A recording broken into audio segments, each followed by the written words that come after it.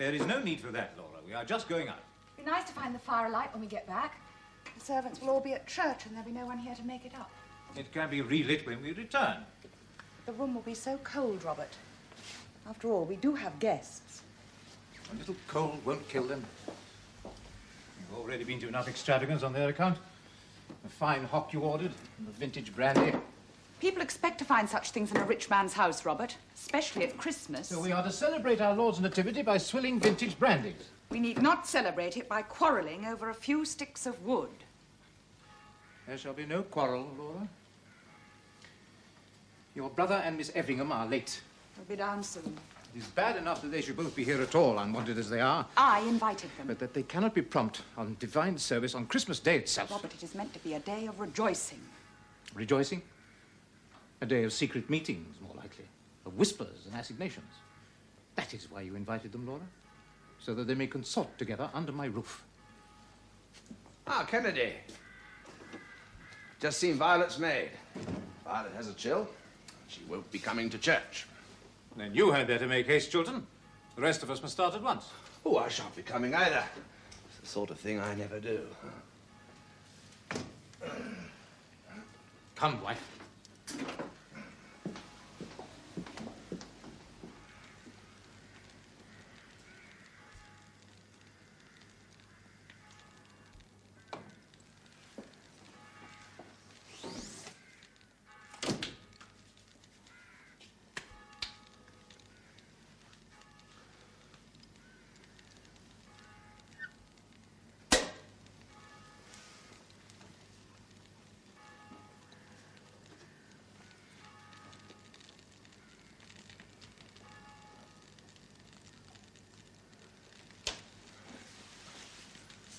Merry Christmas, Violet. How's the chill? Certainly not up to 2 hours in that cold, hideous church. Hey, you do not mind these, I hope? No. No, I like the smell. Good. Well, what excuse did you give Mr. Kennedy for cutting the service? I told him the truth. I never go to church, and so I told him. But how did he take that? Badly. Men like Kennedy do not care for the truth. Very few people do. It upsets too many comfortable assumptions. That's it, my dear. Now I shall upset some of your comfortable assumptions. But I have none. Oh, but you have. You assume, or would like to assume, that men and women are made like the angels, all safe and neuter. But when someone comes and reminds you that it simply is not so, you become all tight and touch-me-not, like an oyster in its shell.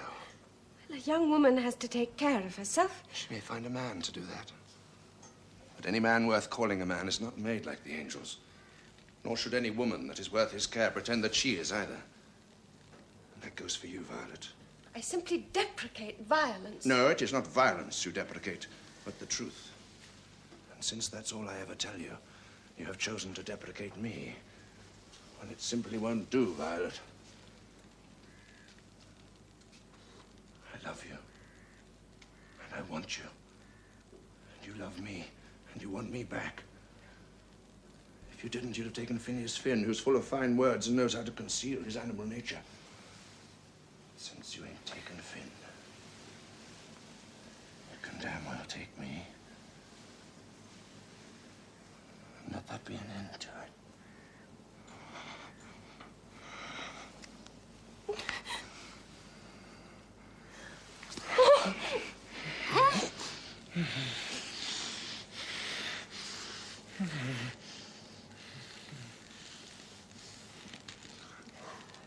So let me give you a toast to our friend and guest from across the water, the Right Honourable Mr. Monk. Mr. Monk. I would like to propose a toast this Christmas Day. And though I'm English, mine is an Irish toast. Ladies and gentlemen, I ask you to raise your glasses to a cause dear to our hearts. Justice for the Irish tenants. The Irish tenant right. The Irish tenant right.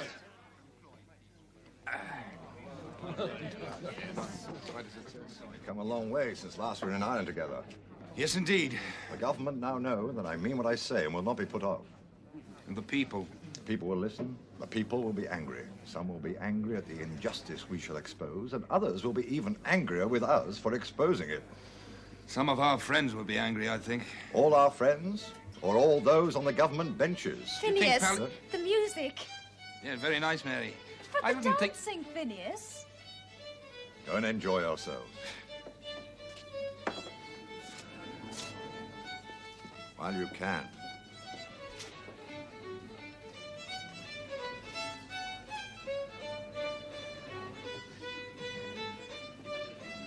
Happy Christmas, Miss Flood. And the same to you, Mr. Finn.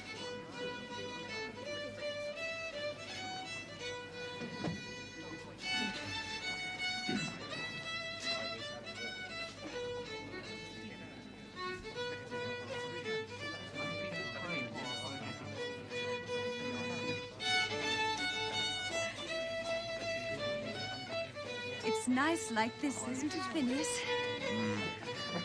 It'd be even nicer if there was no one to watch us. Mary, you go upstairs to tidy yourself. I'll go out for a breath of air and then slip up the back stairs to the old night nursery.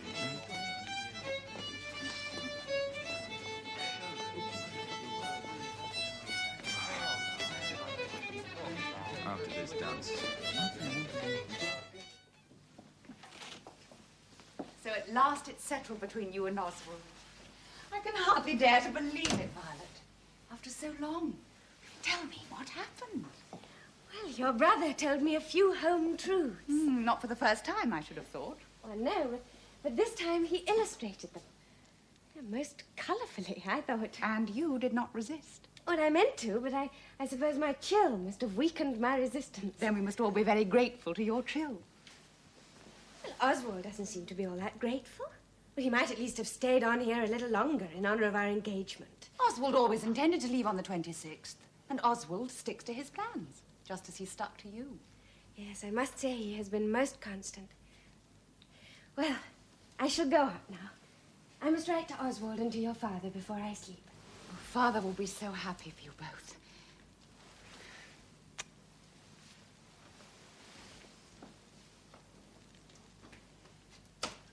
Violet, shall you write to Phineas Finn? Oh, I shall leave that to you. But I fancy it would be appropriate.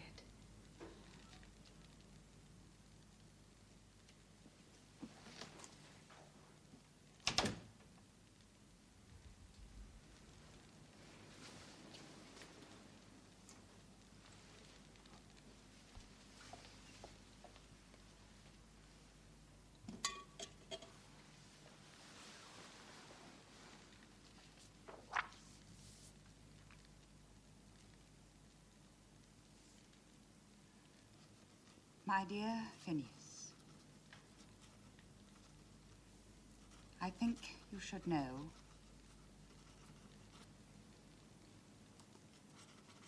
that Violet has accepted Oswald. At last.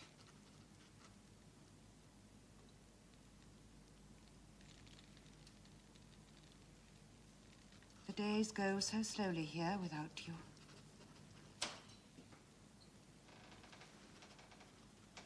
You do not spare the lamps, I see.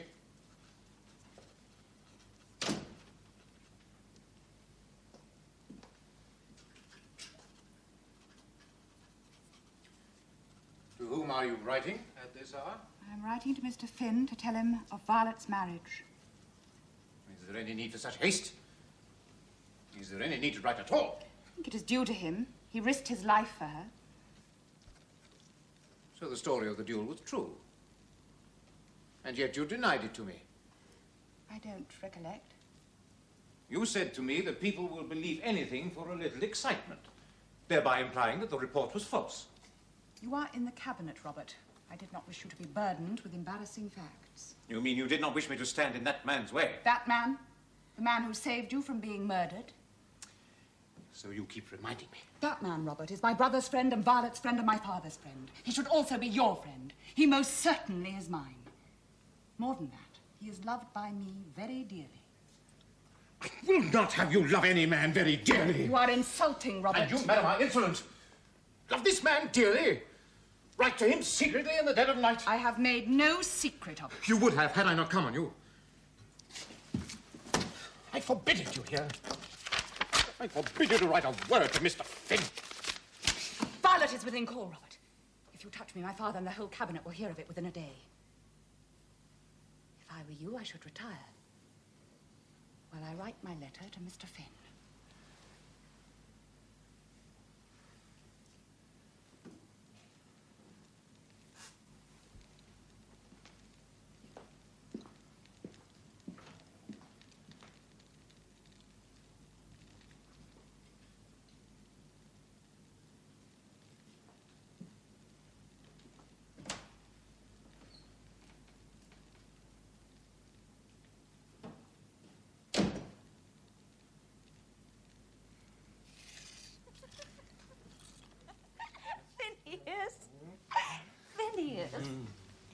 Phineas, there's something we must talk about, Phineas. Something we've got to discuss. Oh, there's no need for words. Oh, but there is, Phineas. There's something you must say to me. Oh, I love you, Mary. I love you very dearly. And is that to be all? Oh, it must be all for the time being, Mary. I have my way to make. I could stand by you and help you make it. No, not yet, Mary. I'm a poor man. It wouldn't be fair to you to ask you to share my life now. But I don't mind poverty. But I mind it for you. But you're not poor. They pay you very well for what you do at Downing Street. They may not pay me much longer, Mary. My position, any position it is very precarious. And is it always to be like this? For a long time. But at least we may be engaged. Phineas, we must be engaged. All you said and did in the night nursery on Christmas Day. Oh, must that commit me forever? Phineas. Ah, Mary. Mary, look, I'm sorry. I didn't... Oh, Mary, will you stop it? Mary, I didn't mean to be cruel. Of course, it shall be as you say, Mary. You may consider that we're engaged. When shall we be married? I can't say that yet, Mary. My future is very uncertain. Mary, when this Parliament is over, I won't have any seat. So your career is more important than our love? Unless my career flourishes, Mary, there can't be any love for us. Or any life together, either. For true love, there must be life together. And so there shall, Mary, so there shall, all in good time. You promise? I promise. Then it shall be as you say. In the eyes of God, we are engaged. Yes, but no one else must know, Mary. No, this is to be our secret. Untold and therefore unsullied.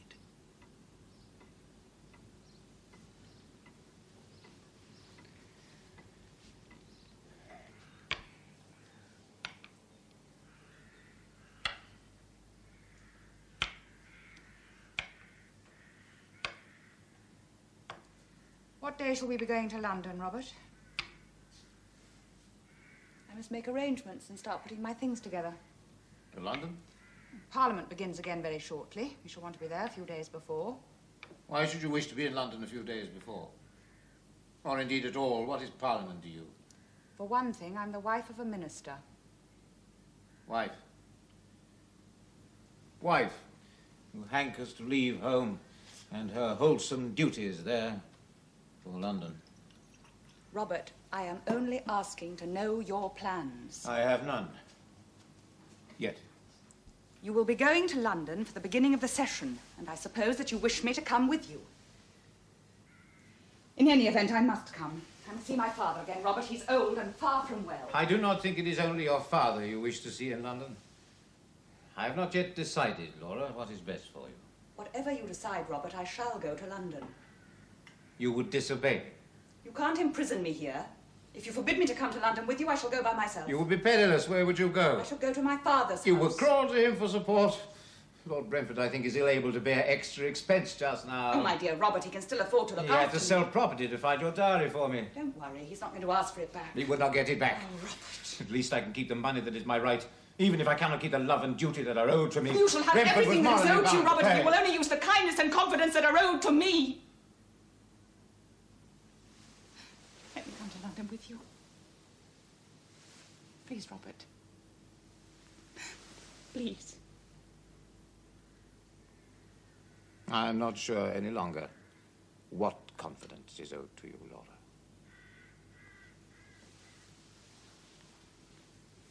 I must think. I must pray.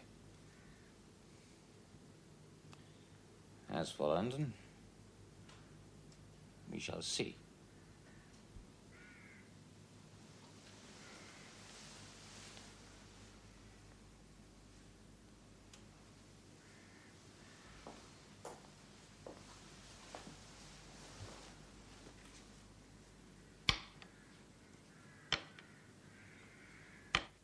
Oh, Phineas, it seems like forever without you. And yet I can be happy knowing we're engaged. It would be nicer, of course, if I could... The Chancellor of the Exchequer to see you, sir. Oh, friend. Mr. Palliser, what a pleasant surprise. Oh, my congratulations, by the way. I now hear your two little boys have a sister. I'm very happy for them. And for yourself and Lady Glencora. Oh, thank you very much, friend. Pass on your remarks to my wife. Hi, it's just passing to the Prime Minister. Thought I'd drop in and tell you how much appreciation Mr. Gresham has expressed for your recent work. There's this business of the Canadian lakes, for example. Oh, yes, well, the problem there is, or may be, one of industrial or urban refuse. If you take Lake Erie, for instance. Yes, I was much impressed by your analysis, friend. Such a pity if anything should happen to interrupt your services here. You mean tenant right in Ireland? I said exactly that, huh? And we'll come round to it in good time. Meanwhile, Mr. Monk can get on with it. I'm perfectly well without your support. Mr. Palliser, my support is promised. Finn Monk is a very old friend of mine. He's the most reasonable man on earth. He gave up his ministry in order to fight this Irish question from outside the government. Now, he can very well afford to do that. But he knows that you are very differently placed. Now, you have a friend to work with, Monk. I'm quite sure he'd be very grateful to settle for your tacit support for the time being. And then when and if the government take it up, well, you can come out with him in the open. When and if the government take it up? Well, nothing is certain in politics, Finn. You know that. One can be certain of what one believes in, And yet your advice to me, Mr. Palliser, is to confine myself to being Mr. Monk's fair-weather friend. Not exactly that. But let's say an all-weather friend who has the prudence to use a stout umbrella. Now that Mr. Mildmay has retired into well-earned ease, and Mr. Gresham stands before us as Prime Minister, let us hope that we may begin a new era by banishing the more shameful reminders of the old. Yes.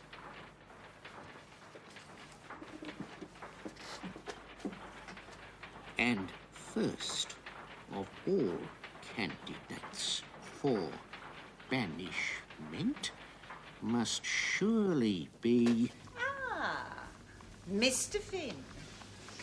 Lady Glencora has been saying that she detects a new mystery about you. Probably, she says, a romance. Lady Glencora has a fecund imagination. Personally, I would trust her instinct. Now, let me have a good look at you. Yes, yes. Definitely an order of romance. Madam Max, I might as well admit to you that Yes, Mr. Finn. romance is over for me. You must have heard that Miss Violet Effingham, whom I loved, has married Lord Chiltern. So, it is not romance, it is self-pity. Oh, what chance did I have? A very good one, I should have said. Had I been Miss Effingham, I know whom I should have chosen. Oh, but him being a viscount and his father an earl. It is very easy for a man to be a lord if his father is one before him. But for a man to make himself a lord, or as good as one, now that I call very much indeed. So, don't worry about Miss Effingham. There are women, and pretty women too, who have spirit enough to understand this and to realize that what really counts the man. His Grace the Duke of Omnium is below, madam. Ah, please show him up. So remember, there are maidens in Scotland more lovely by far, who would gladly be bride to the young Lochinvar. In Scotland and in England, and I am sure in your native Ireland too. Yeah. Yes, there is still something about you which suggests not exactly romance, but certainly intrigue. Someday, Madam Max, I will tell you my secret. Why not now? No, it's too slight a thing to bother you with now. With the Duke of Omnium on your stairs? I could always ask His Grace to wait for a few minutes. Oh, no, nothing in my poor affairs could possibly justify that.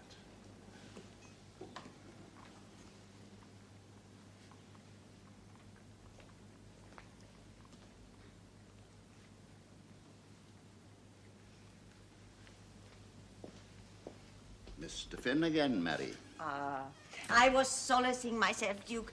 I thought you were still taking the waters and bathing. Oh, what's the use of cures at my age? There's no cure for Anno Domini except to forget oneself in pleasure. So I've come back to London to see you. Your Grace is, as always, very flattering. You had my letter when you were in Vienna. I did indeed, Duke. Your Grace was very exigent in making a request which I had already forbidden. Mary, I know I'm an old man, but when I look at you, I feel a surge of youth. Lake Como is just as beautiful in the spring as it is in the autumn. If you will only come with me to my villa there, just for a few weeks. Lady Glencore of Palliser and Master Plantagenet Palliser. Ah.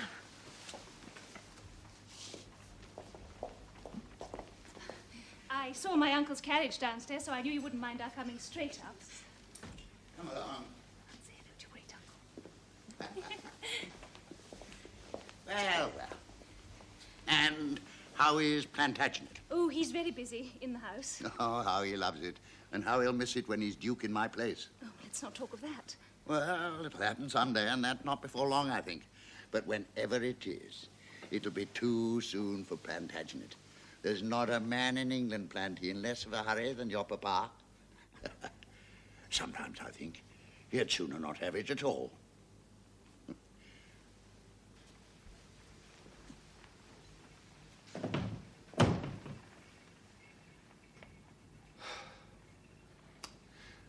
So you are in London, Lady Laura. Your father didn't know when you might come. Nor did I until the last moment. Mr. Kennedy would not inform me of his plans. Oh, but surely he was bound to come. Of his plans for me. And what were they at last? That I should come to London with him and then go nowhere without him.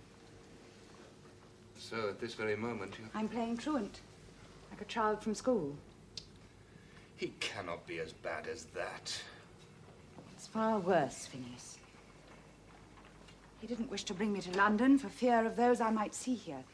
And yet he dare not leave me alone at Lochlinter, lest I escape him altogether. Is that how he thinks of you? It may be how I think of myself. If only I had someone to turn to, Phineas. But Oswald and Violet are away on their wedding tour, and my father's very frail. If you need someone to consult, Laura,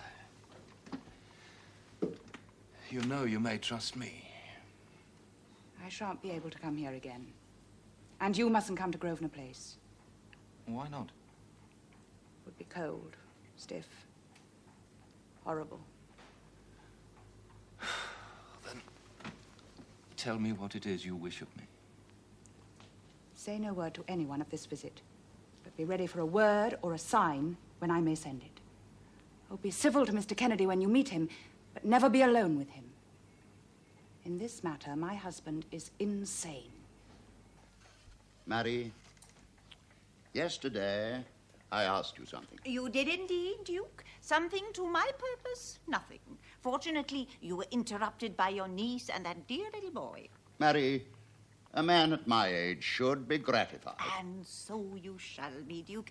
Since you are kind enough to send me these beautiful grapes, the least I can do is to share them with you. Do not tease, Marie. A man at my age does not like to be denied. What man at any age likes to be denied? Forgive me, Marie. If I ask humbly, will you deny me still? If you ask humbly, I must listen, I think. I'm asking for the greatest gift of all. Ah, but that is salvation, my Lord Duke, which is hardly mine to bestow on you. You may bestow on me all the salvation I need if you would spend a few weeks with me in the quiet of an Italian lake. And jeopardize my own salvation? Marie, you know that I love you. Why I should have so sore a love, I cannot say. So sore a love. So sore, if it be not gratified. Marie, I ask you to be my wife. Duke of Omnium. This from you? From me, Marie. My coronet is at your feet. If you will allow me to raise it, I will place it on your brow.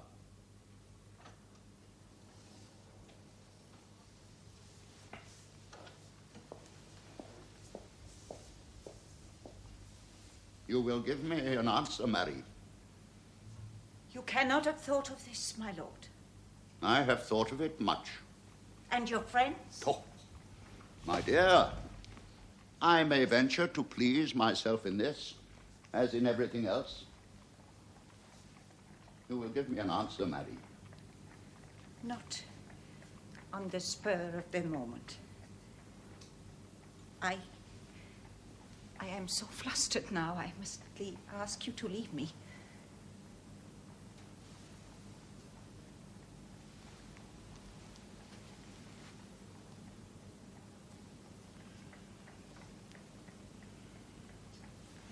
Marie. Please. Give me 2 days.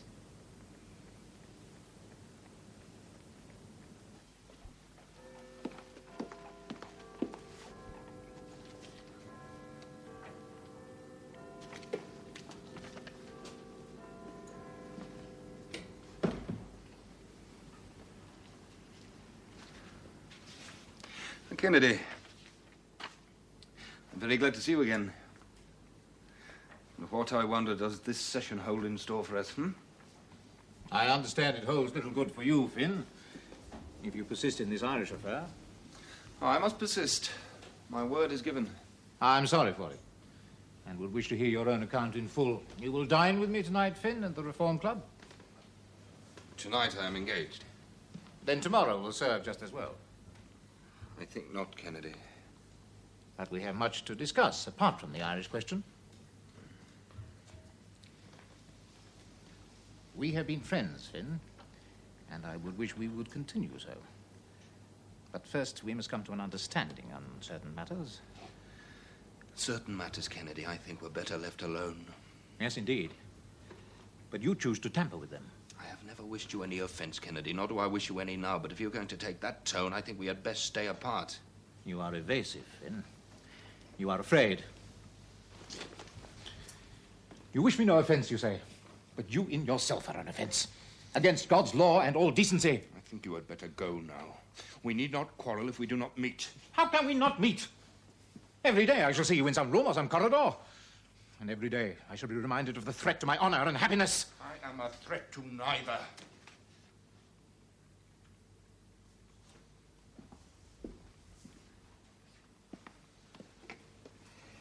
You have long been a shadow over my happiness, and for aught I know have destroyed my honor. I warn you, Finn, if I find it to be so, I shall be as merciless as my just God, who poured down fire on the cities of the plain. If he were to marry, there would be no child, I think. Well, she's young enough to bear one. But he's an old man. He's worn out with his pleasures. This woman has stirred him, Plantagenet. He was tired of fair faces and fat arms. This woman has a glitter about her which has called up the last of his desire. My dear, I cannot be his keeper, and nor can you. Oh, can I not? For my son's sake, I would cling to the very tail of his coat.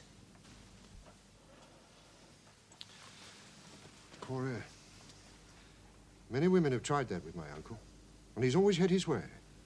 Now, he is not engaged to Madame Goesler, otherwise he would have told. Yes, I think he would. Still, there's no knowing. I only have one doubt now, whether to act upon him or upon her. I don't see that you will do any good by going to either. Well, if she's the woman I think she is, I could do something. I shall go to her tomorrow. Why have you not written, Phineas? I know you are very busy. Even so, I swore to myself that I would not pester you, that I would wait until I heard from you before I wrote again. But now I can wait no longer. For some time I have been uncertain. Now I am sure. Phineas, I am with child.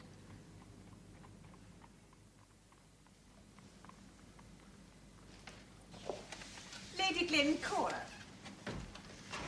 Madame Goesler, I'm very glad to find you. And I to be found.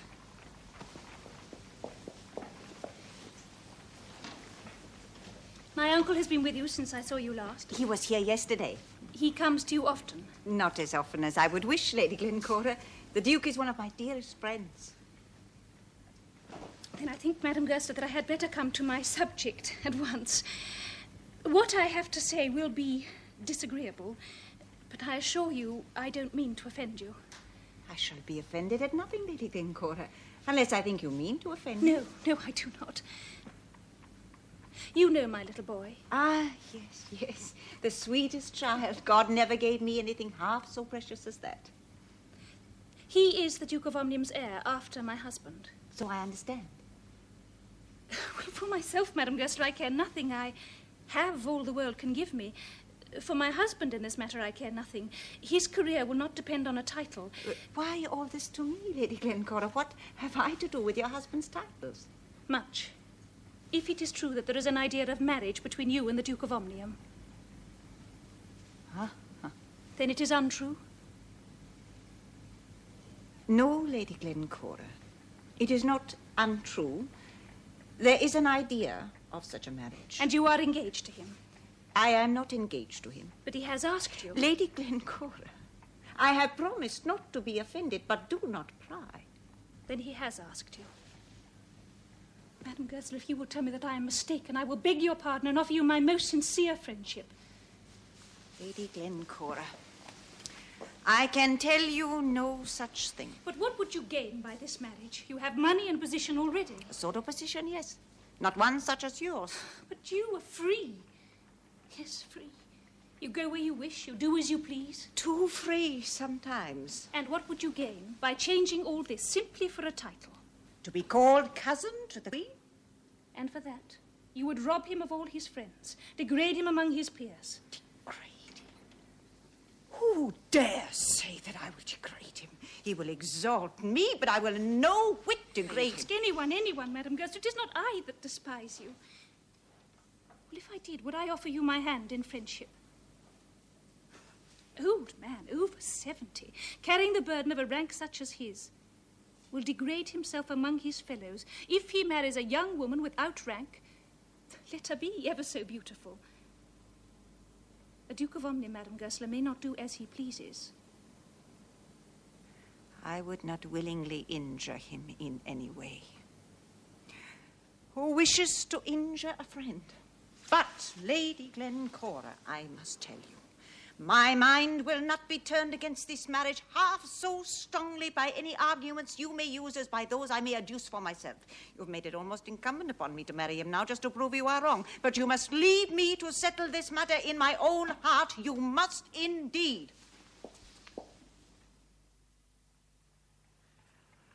If you are sure, Mary, there's only one thing to be done. And I shall be happy and privileged to do it.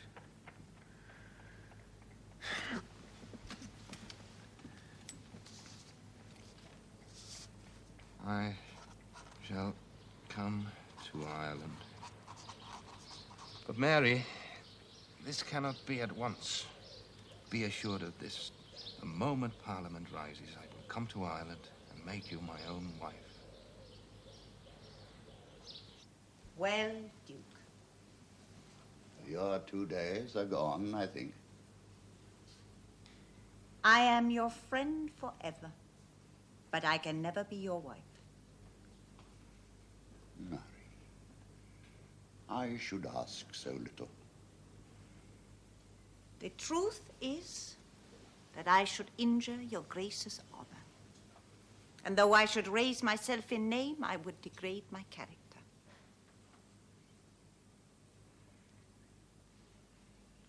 Mary. As Madame Goesler, I can move with ease even among my superiors. But as your Grace's wife, I would not know an easy moment, nor would your Grace. But I am your dear friend, and shall hope that you will still be mine.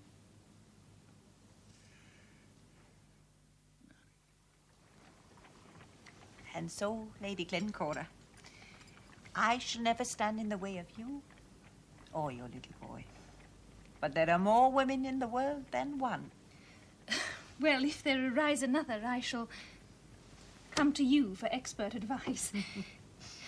And now, Marie, I really must make my apology. You spoke a true word, if not a very kind one. But yes, I should have disgraced him. Degraded and disgraced. I should not have been very happy, I think. As it is, you have all society can give you. One thing I have not got, a bright-faced little boy to go about with me in my carriage. Yes. Yes, I dote on my bright-faced little boy, as you call him. You see, it was because of him, or rather Plantagenet's and the Duke's need for an heir, that I sent away the one person that I truly loved. I stuck to my duty. Still, that's an old story.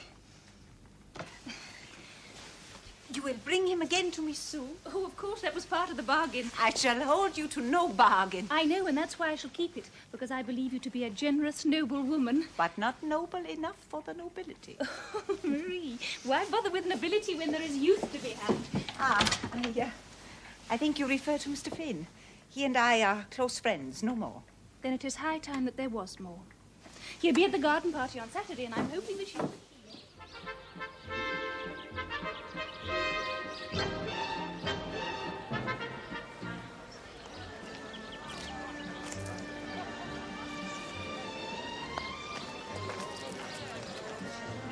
Thank you.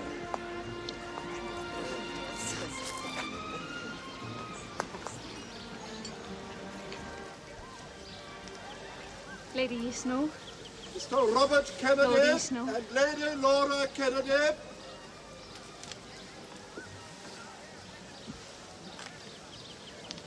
Lady Laura, this is the first time we've seen you this summer.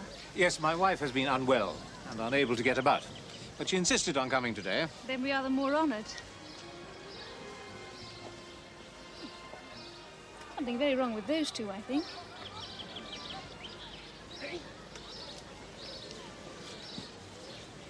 Phineas Finn is down by the croquet lawn alone for the moment. I'll take care of him for a bit. Your Grace will excuse me for a few minutes. Why? Because I ask it. Sir John and Lady Arbuthnot.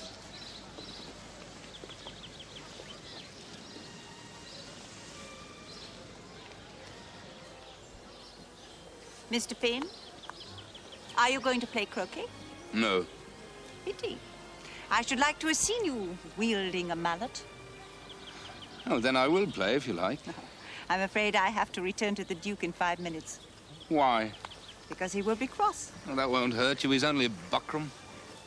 I think he is a gracious old gentleman. I do not like to hear him called a buckram. What good has he ever done? Oh, I own that to me there is something glorious in the dignity of a man too high to have to do anything. If only he knows how to carry his dignity with the proper grace. And you think the Duke of Omnium still does that, I think he still maintains his prestige, to me at least. Prestige. The man is idleness incarnate. What kind of an example is that for you or for anybody? Mr. Finn, I told you I admired the Duke. I did not say that I would wish to be like him. No. For myself, I would rather be of use somewhere. Or to someone. Mr. Finn, let me be more precise. I am a free woman and a rich one. I am looking for a cause or a man. Both in one, if possible. Tell me, Mr. Finn, do you know of a man with a cause? One who would welcome both wealth and love? There must be many such men. One would do, Mr. Finn. I hope you find him soon, Madam Max. No, I mustn't keep you from his grace.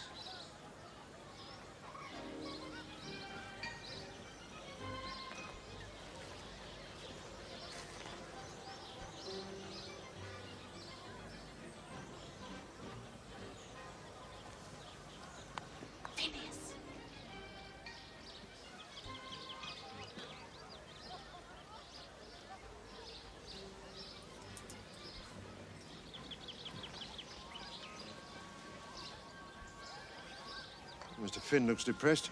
Do we know what he intends to do? I think he still intends to follow Monk. It's a pity. If once he declares himself openly in the house, it's all over for him at the colonies. Where's Lizzie Eustace? She's late. Who? You know, the little widow who's engaged to Lord Fawn. Oh, Lady Eustace. Lizzie Greystock that was. Horace Greystock's girl. Yes, he was a sailor, was Horace. Not a rascal, but damn good company.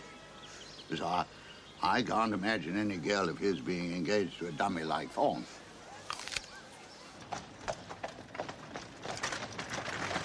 If we don't get there soon, we shall have missed the acrobats. What can I do? Well, you might tell him to drive faster, dearest. He's going as fast as he can. We've already had one accident.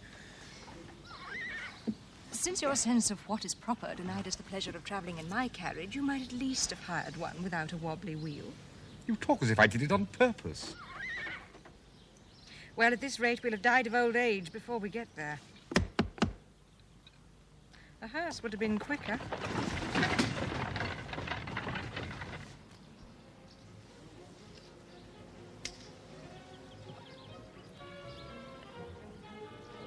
Longstaff, have you seen my wife? Over there, I think.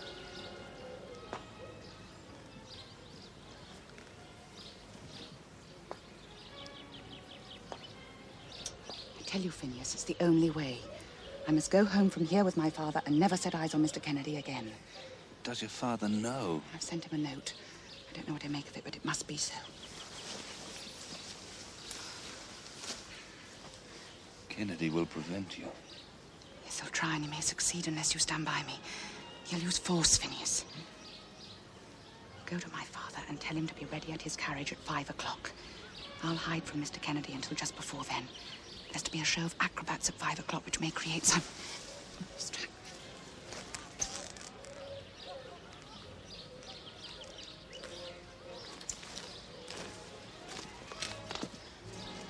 I don't think Mr. Kennedy will be distracted by acrobats. Phineas, you mustn't fail me.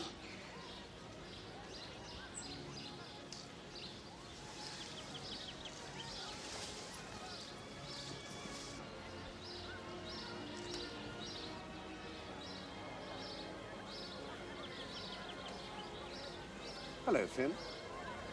It's hot. isn't it? Hmm. In the shade, too.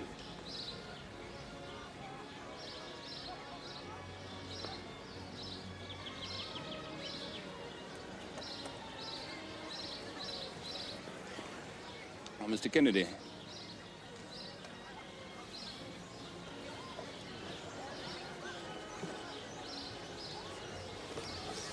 I understood it to be a duel, yes. But he should tell you about it himself. Lord Brentford. Phineas. Mr. Finn? You have had Lady Laura's note, my lord. You're to be ready in your carriage at 5 o'clock. What have you to do with this, sir? I'm to give help, my lord, if it's needed. It's all sorrow, Mr. Finn. Everything has turned to sorrow and disgrace.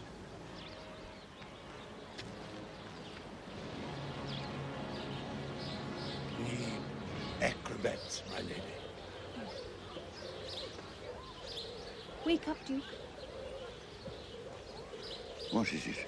Time to go down and get the acrobatics started. Good. You know, I'm looking forward to these acrobats. That fella I was talking about, Horace Greystock, he liked acrobats. Oh, didn't matter what nationality, Japanese, Chinese.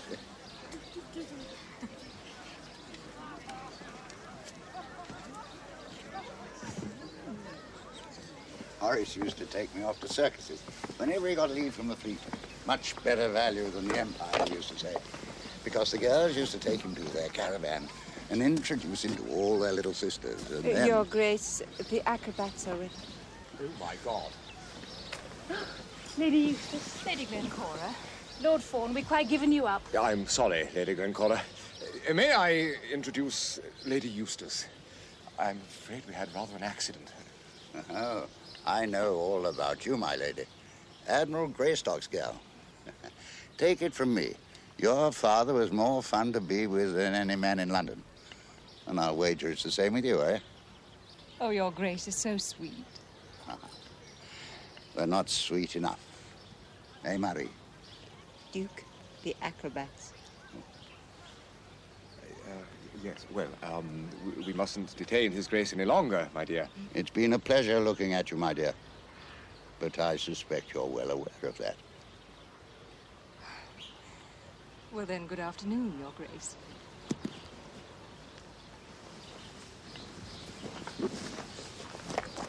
Lord Fawn looks rather nervous. Not quite sure what he's taken on, if you ask me. Marie, you go with the Duke and look after him and watch the acrobatics. I must nip off and find Plantagenet.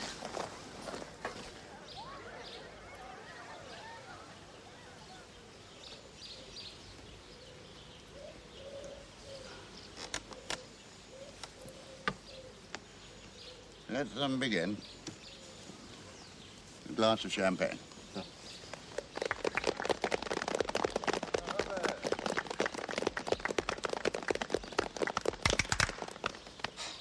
I believe it's a Polish troop.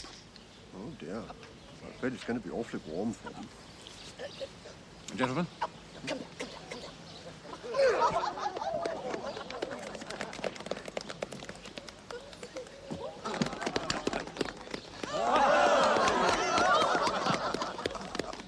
Just like one of the Horace Greystock circuses.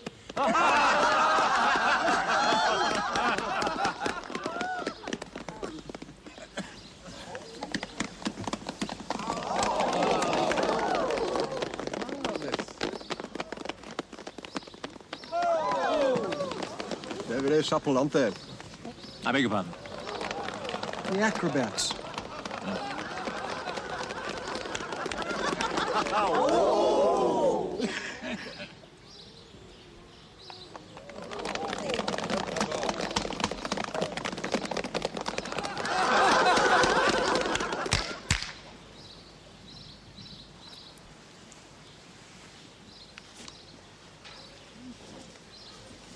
Lady Laura, leaving the acrobatics? No, her husband.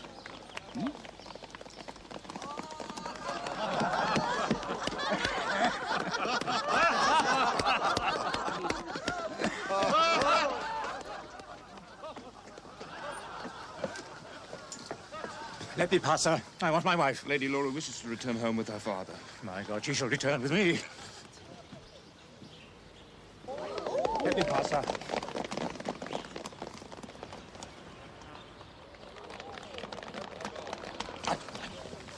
Wait, sir!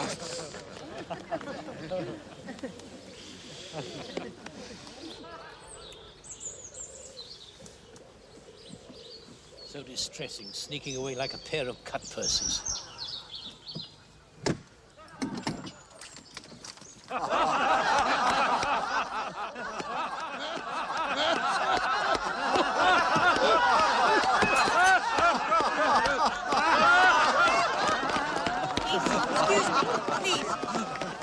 Please, come at once. His Grace, the poor dear Duke.